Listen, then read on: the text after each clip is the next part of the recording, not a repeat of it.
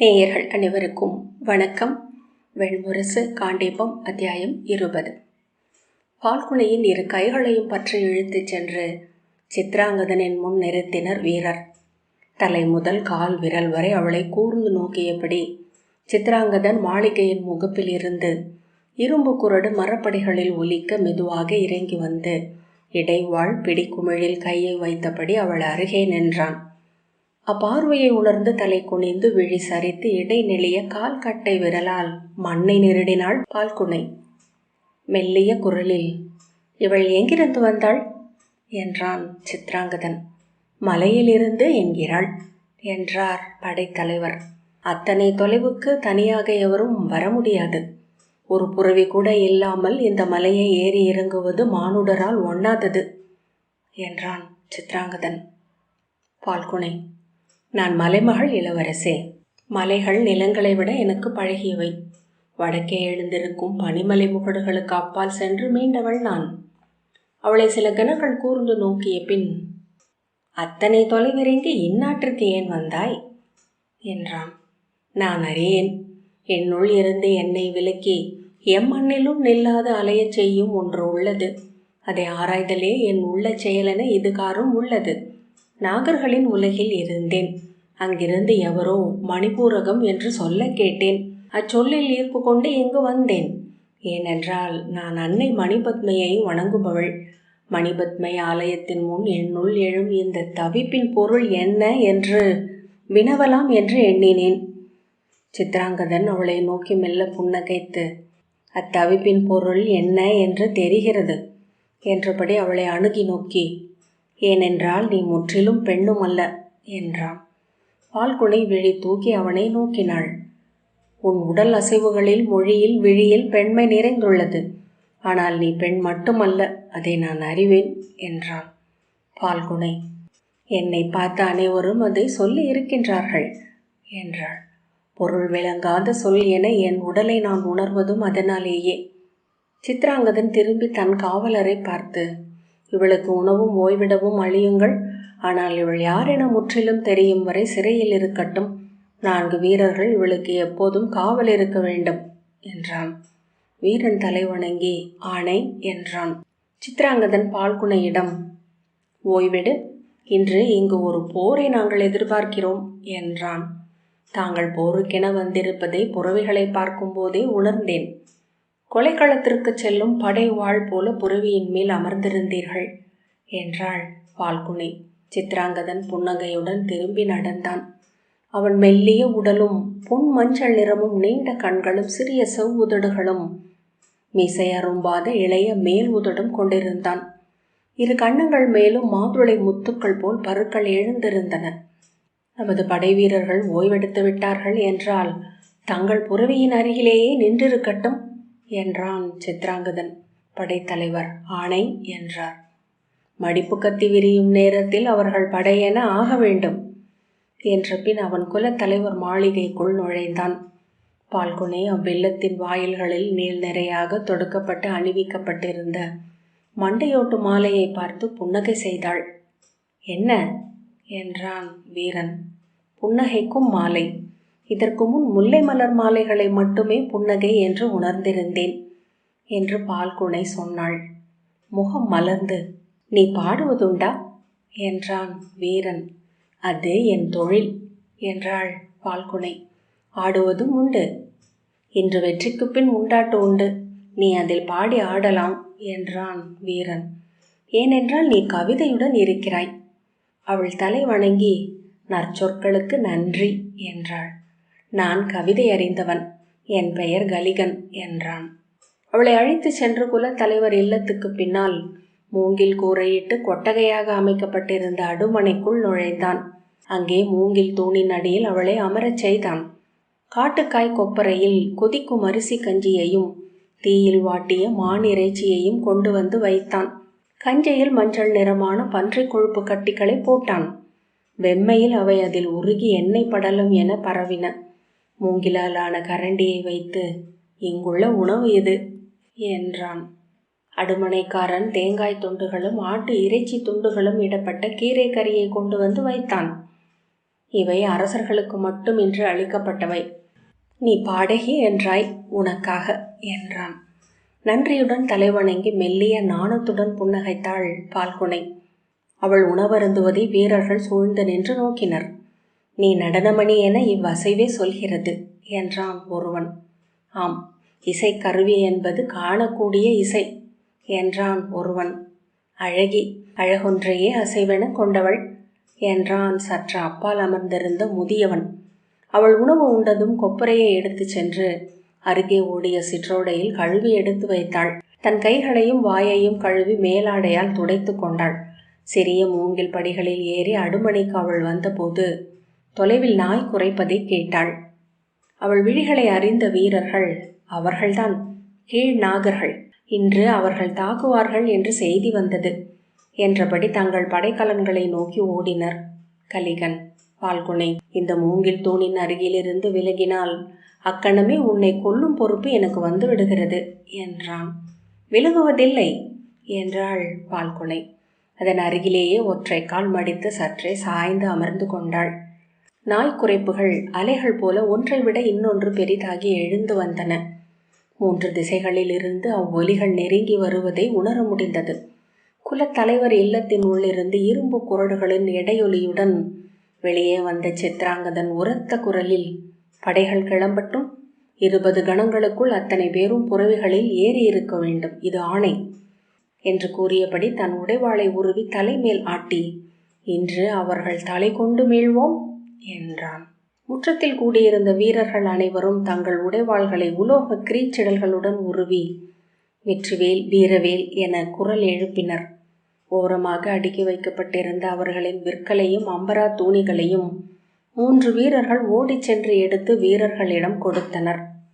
தோல் நாடாக்களை குறுக்கே மாட்டி அம்பரா தூணிகளை தோளில் அமைத்து இடக்கையில் வில்லும் வலக்கையில் எடுத்த அம்புமாக வீரர்கள் புறவியின் மேல் ஏறிக்கொண்டனர்.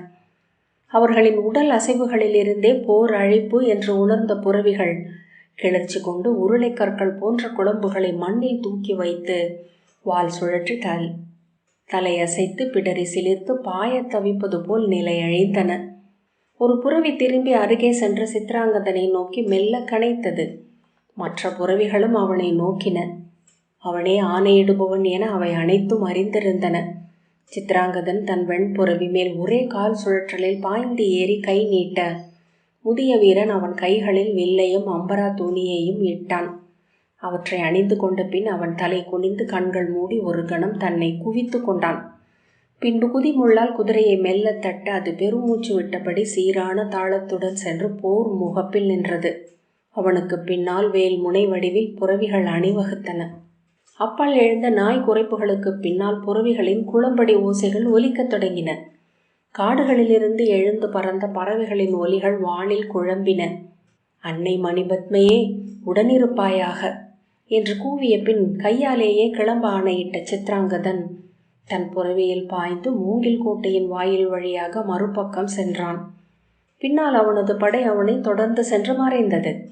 குளம்போசைகள் அகல்வது வரை அப்படைகள் சென்று முடியவில்லை என்று தோன்றியது. இறுதி குளம்படி ஓசையும் தேய்ந்து மறைந்த பிற்பாடு அவர்கள் அங்கிருந்த விழி சித்திரம் எஞ்சியது. பால்குனை பெருமூச்சுடன் கால் மாற்றி அமர்ந்தாள். கலிகன், மூங்கில் பூக்கும் காலத்து எலிகள் பெற்று பெருகுவது போல அவர்கள் வளர்கிறார்கள்.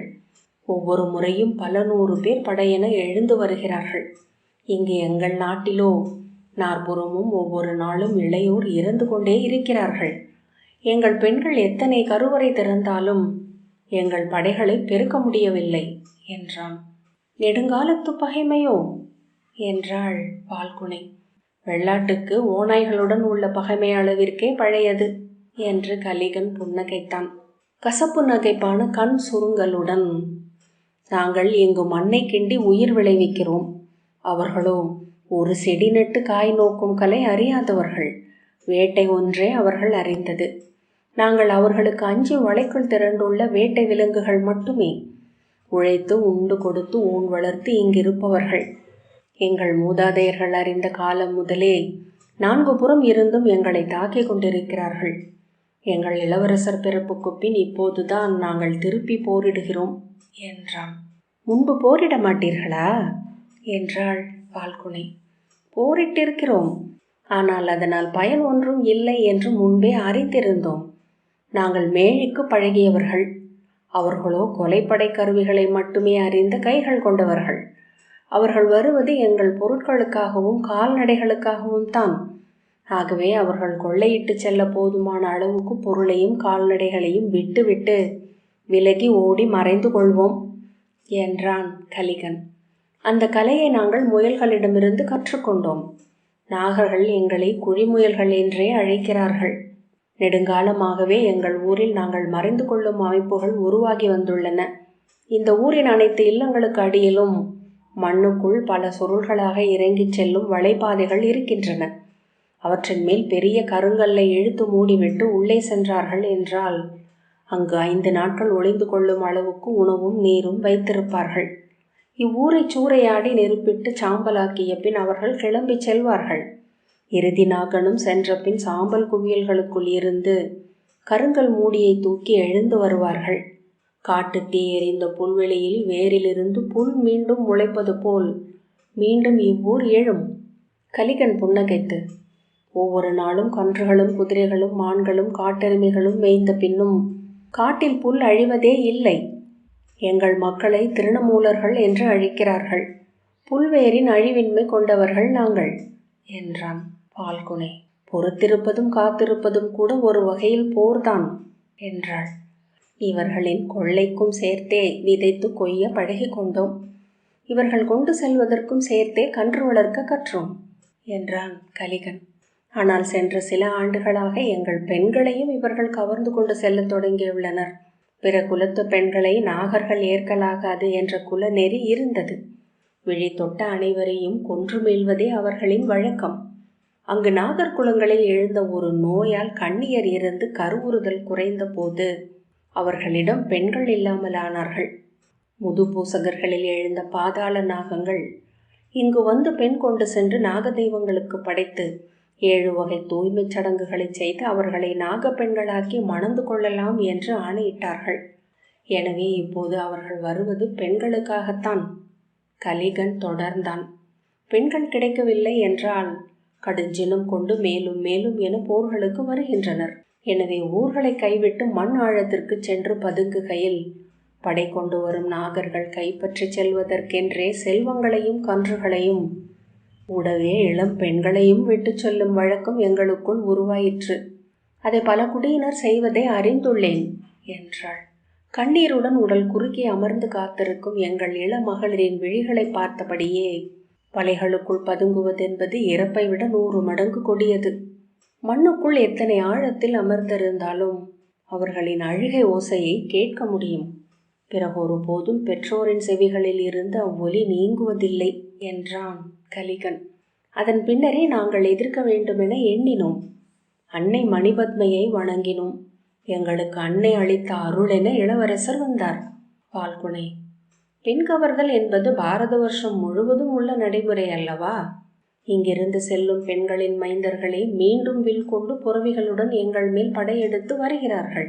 இங்கிருந்து சென்ற சில நாளிலேயே அப்பெண்கள் அனைவரும் நாகினியர்களாக ஆகிவிடுகிறார்கள். அவர்களுக்கு முந்தைய உறவோ நிலமோ குலமோ நினைவில் நிற்பதில்லை. நாக நஞ்சொன்றை அவர்களுக்குள் செலுத்தி அவர்களின் விழிகளை இமையாமல் நோக்கச் செய்கிறார்கள். பின்னர் அவர்களின் குருதிகளில் நச்சு நீலம் வழிந்தோடுகிறது என்றான் கலிகன். பால்குனை. பெண் கொண்டு செல்லும் அத்தனை குலத்திலும் அந்த நஞ்சு உள்ளது என்று கூறி சிரித்தாள். மிக தொலைவில் பறவைகளின் ஒலி வானில் மேலும் மேலும் குழம்பி கலந்து ஒலித்தது. நாய் குறைப்புகளின் ஊடாக மனித அலறல்கள் எழுந்தன. குதிரைகள் கனைக்கும் ஒலிகள் பிரிதொரு இடத்திலிருந்து என கேட்டன. கலிகன். இங்கிருந்து கேட்கையில் ஒவ்வொரு ஒலியும் ஒவ்வொரு இடத்தில் என தெரிகின்றன. போரில் மகிழ்ந்து சூழ்ந்து கொள்ளும் தெய்வங்கள் அவ்வொலிகளை அள்ளி விளையாடுகின்றன என்பார்கள். மானுடர் போரிடுவதே அத்தெய்வங்கள் களியாடுவதற்காகத்தான். சித்தத்தில் குருதியில் படைக்கல கூர்மையில் அவை குடிக்கொண்டு போர் போர் என அறை கூவி கொண்டிருக்கின்றன. ஆம், நான் போர்களை பார்த்திருக்கிறேன். ஒவ்வொரு உயிரும் தனக்கான போரில் ஈடுபட்டிருப்பதாக தோன்றும். புறவிகள் செய்யும் போர் மானுடர்களின் போர்தானா என்று ஐயம் எழும். யானைகளோ நாய்களோ தங்களுக்குரிய போரில்தான் ஈடுபட்டிருக்கின்றன என்று காணலாம். தொலைவில் இருந்து நோக்கினால் மானுட போருக்கு தொடர்பே அற்று மேலும் வெறி கொண்டு படைக்கலன்கள் தங்கள் சமரை ஆற்றிக் கொண்டிருப்பதை காணலாம் என்றாள் பால்குனை. கலிகன், குதிரைக்கும் யானைக்கும் நாய்களுக்கும் மனிதருக்கும் படைக்கலங்களுக்கும் வெவ்வேறு தெய்வங்கள் என்றதும் பால்குனை சிரித்து, குருதி ஒன்றே என்றாள். கலிகன், ஆம், எவ்வளவு குருதி! இந்த மணிப்பூரக மண்ணில் மனித குருதி சிந்தாது ஒரு வாரம் கூட கடந்து சென்றதில்லை. இப்படி இத்தனை தலைமுறைகளாக இங்கே பொழிந்த குருதியை நோக்கினால் மணிப்பூர நகர் நடுவே ஒளிவிடும் மணிபத்மம் என்ற எங்கள் ஏரியை விட பெரிதாக இருக்கும். அவ்வண்ணமே மானுடம் இதுவரை பெருக்கிய குருதியை தேக்கினால் என்ன ஆகும்? செந்நிறம் கொண்ட பெரிதொரு கடலாகும் என்றாள் பால்குனை. அதன் மேல் மும்முறை வளைந்த பெரிய அற ஒன்றில் கால் நீட்டி படுத்திருப்பான் உலகளந்தவன். அவன் இதழில் பார்க்கடலில் அவன் பள்ளி கொண்டிருக்கையில் நிறைந்து நின்ற அதே புன்னகையே தெரியும் என்று தோன்றுகிறது. மேலும் மேலும் போர் ஓசைகள் வலுத்தன. அவர்கள் எண்ணிக்கையில் பல மடங்கு என்றான் கலிகன். ஓசைகள் அதையே காட்டுகின்றன. மேலோங்கிய பெருங்குரல்கள் நாகர்களின் பேரொலிகளாகவே இருக்கின்றன. ஆனால் எங்கள் இளவரசர் இதுவரை எப்போரிலும் தோற்றதில்லை. விற்தொழிலில் அவருக்கு நிகர் இந்திரபிரஸ்தத்தின் இளைய பாண்டவர் மட்டுமே என்கிறார்கள். அவர் இருக்கும் வரை மணிப்பூரகம் பணியாது என்றான் கலிகன். மணிப்பூரகம் என்னும் நாகத்தின் நச்சுப்பல் என்று எங்கள் இளவரசரை நாகர்கள் சொல்கிறார்கள். எங்கள் கொடிமரத்தில் ஏறிய அனல் கொடி அவர். இப்போது அவருக்கு 18 வயதே ஆகிறது என்றான் கலிகன். இன்னும் மீசை முளைக்கவில்லை. குரலில் ஆண்மை கூடவில்லை. விழிகளும் கண்ணீருக்குரியவை போல் கனவு நிறைந்துள்ளன என்றாள் பால்குனை. ஆம் என்றான் கலிகன். ஆனால் தீரா பெருஞ்செனம் கொண்டவர். உரையுருவப்பட்ட கொலைவாள் போன்றவர். அவர் மேல் இங்கு அனைவருக்கும் அன்பை விட அச்சமே உள்ளது. வெறுப்பும் பலரிடம் உண்டு. ஏனென்றால் இரக்கம் என்பதே அவர் அறியாதது. அயலாரை கண்டதுமே தலையை வெட்டுவது அவரது வழக்கம். இன்று உன் உயிர் எஞ்சியது ஏன் என்று எனக்கே புரியவில்லை. அவர் ஒருவர்தான் இளவரசரா என்று பால்குனை கேட்டாள். கலிகன், நெடுங்காலம் எங்கள் அரசருக்கு மைந்தர் இல்லை. 7 துணைவியரை அவர் மணந்தார். 7வரும் இளவரசிகளை பெற்றனர். மணிப்பூரகத்து அரசருக்கு மரபுரிமை உள்ள மைந்தர் இல்லை என்ற செய்தி பரவிய போது நாற்புறமும் நாகர் நாடுகளிலிருந்து இழிவரல் எழுந்தது என்றான் கலிகன். அன்னை மணிபத்மையின் ஆலயத்தின் முன் 41 நாட்கள் ஒருவேளை உணவுண்டு மன்னர் தவம் இருந்தார். நாடாள்வதற்கு ஒரு மைந்தனை தர வேண்டும் என்று கோரி கண்ணீர் உகுத்தார். வில்திறன் கொண்ட அவன் படை முன் நின்று பகை வெல்லவும், மூதாதையர் நெறி கற்று முடிசூடி மணிப்பூரகத்தை காக்கவும் வேண்டுமென மன்றாடினார். 41ஆம் நாள் அவர் கனவில் சிற்றாடை கட்டி சிறுமியென வந்த அன்னை மணிபத்மை அவருக்கு ஒரு சிறு மலரை அளித்தாள். அது நற்குறி என நிமித்திகர் உரைத்தனர். முதிய பட்டத்தரசி கருவுற்று எங்கள் இளவரசரை பெற்றார். முதலில் இங்கு ஒரு சிறிய வதந்தி இருந்தது. இம்முறை அரசி பெற்றதும் பெண்ணே என்று. ஆனால் அது நாகர்கள் பரப்பிய வீண் செய்தியே என்று தெளிவாயிற்று. சில ஆண்டுகளிலேயே கையில் நான் முழங்கும் வில்லும் ஒளிரும் வாளும் ஏந்தி இளவரசர் பொது மேடையில் எழுந்தார். செண்டுவெளி பயிற்சியில் அவரது விற்தொழில் கண்டு மணிப்பூரகத்து மக்கள் விழி விரித்தனர். தங்கள் குல தெய்வங்களை நோக்கி கை கூப்பி, எங்கள் குடிகாத்தீர் தெய்வங்களே, இனி மணிப்பூரகம் வாழும் என்று கூவினர். சொற்களெல்லாம் ஆணை என்று ஒலிக்க இன்று எங்கள் இளவரசரே நாட்டை ஆள்கிறார். படை கொண்டு அவர் எழுகிறார் என்றாலே நாகர்கள் அஞ்சுகின்றனர். முன்பு போல எங்கள் மைய நகரத்தை நோக்கி அவர்கள் படைகள் தொடுப்பதில்லை. இதுபோல ஒதுங்கிய எல்லைப்புற சிற்றூர்களையே தாக்குகின்றனர். அவர்கள் தாக்கும் செய்தியை முன்னரே அறிந்து படையுடன் வருகிறார் எங்கள் இளவரசர் என்று கலிகன் சொன்னான். அவர் வருவதற்குள் கொள்ளை பொருள் கொண்டு சென்றால் மட்டுமே அவர்களுக்கு தலைகள் எஞ்சுகின்றன பால்குனை.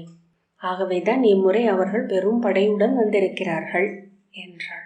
உங்கள் இளவரசர் அவர் கண்டதிலேயே கடும் சமர் ஒன்றை எதிர்கொண்டிருக்கிறார். அவர் வெல்வது எளிதல்ல என்றாள் சினத்துடன் கலிகன்.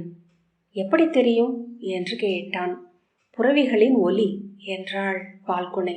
குளம்புகளின் ஒலியிலிருந்தே புறவிகளை கணக்கிட முடியும். ஒற்றை பெரும் ஒலியாக அவை ஆலங்கட்டி மழை போல ஒலிக்கின்றன. ஆனால் ஒவ்வொரு குளம்பொலி ஓசையையும் தனித்தனியே கேட்டு எண்ணி தொகுத்து அவற்றின் எண்ணிக்கையை அறிய முடியும். அங்கே 500 புறவிகள் உள்ளன. இங்கிருந்து சென்றவை 75 மட்டுமே என்று பால்குனை சொன்னாள். கலிகன் அச்சத்துடன் தூண் பற்றி எழுந்து நின்று தொலைவை நோக்கி செவி கூர்ந்தான். பதைப்புடன் திரும்பி, என்னாகும் இப்போரில்? விற்தொழில் தெய்வங்களின் அருள், எப்போரும் தெய்வங்களின் பகடையாடலே. ஆயினும் போரில் முதன்மையான ஆற்றல் என்பது எண்ணிக்கைதான் என்று பால்குனை சொன்னாள். இளவரசர் வீழ்ந்து விடுவாரா என்றான் கலிகன். அது தேவர்களின் விளைவு. இத்தருணத்தில் அவர் வீண் ஆணவத்தால் அவர்களை எதிர்கொண்டு போரிடாமல் இக்கோட்டைக்குள் தன்னை காத்து கொள்வதே உகந்ததாகும். இக்கோட்டை வலுவானது, புறவிகளால் இதை கடக்க முடியாது, இல்லையா? கலிகன், தைலப்புல் கொண்டு வந்து இதை நெருப்பிட்டுவிட முடியும். மூங்கில் பற்றி கொண்டால் எளிதில் அணையாது என்றாள் பால்குனை. கலிகன் சோர்ந்து சற்றே வாய் திறந்து அவளை நோக்கினான். ஆனால் இக்கோட்டைக்குள் இருப்பதில் நன்மை ஒன்றுள்ளது. அங்கே அவர்களால் சூழப்பட்டிருப்பவர் எத்தனை பேர் என்று அவர்களால் நன்கு கணிக்க முடியும். ஆனால் இக்கோட்டைக்குள் இருப்பவர்கள் எத்தனை பேர், படைக்கலன்கள் எவ்வளவு என்று அவர்களால் அறிய முடியாது. அந்த அச்சம் ஒரு துணைப்படை போல நம்மை தொடர்ந்து வர நமக்கு உதவும். ஆனால் எங்கள் இளவரசர் தோற்கக்கூடாது. ஏனெனில் ஒரு முறை தோற்றுவிட்டால் அவர் தோற்கக்கூடும் என்று அவர்கள் உணர்வார்கள். அதன் பின் இன்றிருக்கும் அச்சத்தை இழந்தவர்களாவர். இன்று தயங்கி கை நீட்டி தொட்டெடுக்க முயலும் குரங்கு போல இருக்கிறார்கள். எங்கோ ஒரு முனையிலே ஒரு சில சமயம் எப்போதோ தாக்குகிறார்கள். அச்சம் விலகி அத்தனை முனையிலும் ஒரு சமயம் தாக்குவார்கள் என்றால் மணிபூரகம் அதனை எதிர்த்து நிற்க முடியாது. மீண்டும் சாம்பல் குவியலாக அது மாறும். இக்கோட்டைக்குள் பின்வாங்கினால் அவர்கள் விட்டு செல்ல மாட்டார்கள். அதை தோல்வி என்றே எடுத்துக்கொள்வார்கள்.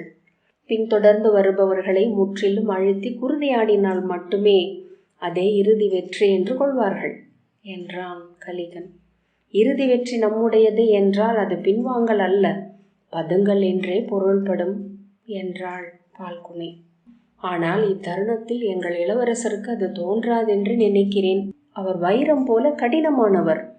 குருதியாடுகையில் கொற்றவை என்றே தோற்றமளிப்பார். மேலும் மேலும் ஓசைகள் வலுத்து சென்றன. இத்தனை தொலைவில் இருந்து கேட்கையில் இறக்கும் வீரர்களின் ஓலம் வெறும் அழுகை என்றே ஒலிக்கிறது. அத்தனை உயிர்களும் இறப்பின் கணத்தில் கொள்ளும் வலியின் ஓசை ஒன்றே. அதில் வீரம் இல்லை, நாடோ குலமோ கொள்கையோ இல்லை என்றான் கலிகன். உம்மை எதற்கு இங்கு விட்டு சென்றிருக்கிறார்கள் என்று இப்போது தெரிகிறது. இத்தனை சொற்களுடன் உம்மால் களம் காண முடியாது என்றாள் பால்குனை. புறவிகளின் ஓசை மலை இறங்கி வருவதை கேட்டு வருகிறார்கள் என்று சொல்லி பால்குனை எழுந்தாள். யார் என்றான் கலிகன். பால்குனை, இளவரசரும் அவரது படைகளும். இங்கிருந்து சென்ற அதே புறவிகளின் குளம்போசை என்றாள். குளம்புகள் ஓசையை ஒரு மொழி என அறிய முடியும் என்று நான் எண்ணியதே இல்லை என்றான் கலிகன். ஒவ்வொரு ஓசையையும் தனித்தனியாக கேட்பது போர் தொழிலின் கலை. என்னால் ஒவ்வொரு நான் ஓசையையும் கேட்க முடியும் என்றாள் பால்குனை. என் அருகே பறந்து செல்லும் ஒவ்வொரு அம்பையும் வெவ்வேறென கேட்க முடியும். நீ விற்தொழில் கற்றவளா என்றான் கலிகன். ஆம், இந்திரபிரஸ்தத்தின் இளைய பாண்டவரே என் ஆசிரியர். அவருக்கு இணையாக களம் நிற்கும் திறன் கொண்டவள் நான் என்றே சொல்லியிருக்கிறார் என்றாள் பால்குனை. தன் அருகே பறந்த ஈ ஒன்றை அக்கணமே கையில் எடுத்து சிறு துரும்பால் குத்தி தூக்கி காட்டினாள். என் விழிகளும் கைகளும் முற்றிலும் ஒன்றென ஆனவை. கலிகன் திகைப்புடன் ஆம் என்றான். பால்குனை எழுந்து, வீரரே, இப்போது ஓர் உறுதி சொல் அளிக்கிறேன். என் குல தெய்வங்களின் மேல் ஆணை, இங்கிருந்து நான் விலகுவதை ஒப்புக்கொள்ளுங்கள். என் வில் நான் மணிபூரக நாட்டிற்கென்றே எழும் என்றாள். உன்னை என் தெய்வங்கள் இங்கே அனுப்பியதாகவே உணர்கிறேன் என்றான் கலிகன். காண்டீபம் 20வது அத்தியாயம் இத்துடன் நிறைவு பெற்றது.